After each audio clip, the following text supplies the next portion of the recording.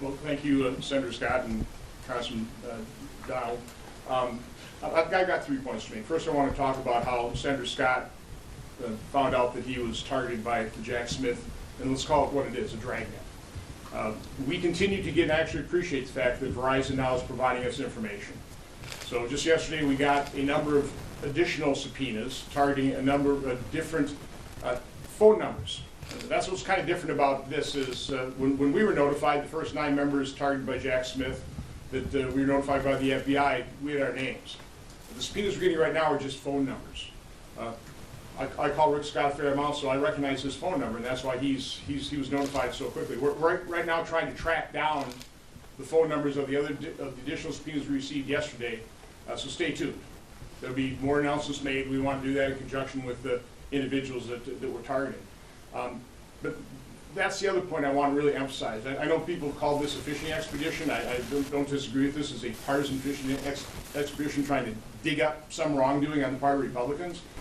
It's far worse than that. This is a massive partisan dragnet. It was designed to provide information for their lawfare scheme to literally cripple their political opposition, the Republican Party. That's what this is all about. This is a scandal far more egregious than anything that Watergate ever was. People need to understand that. Second point I want to make, we're getting information from Verizon. We're getting information from whistleblowers. We're getting some information from the Department of Justice. And so I want to encourage more whistleblowers.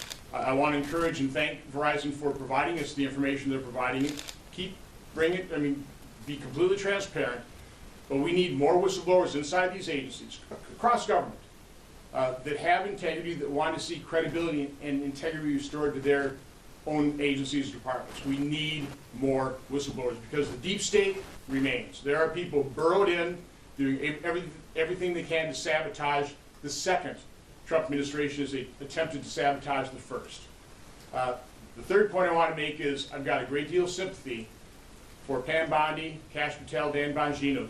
These are people that are aggressively trying to get control of their agencies, but because of the deep state, because of the fact that they had to, a lot of partisans quit, they had to terminate a number of them, they're unable to replace them because of the lawfare.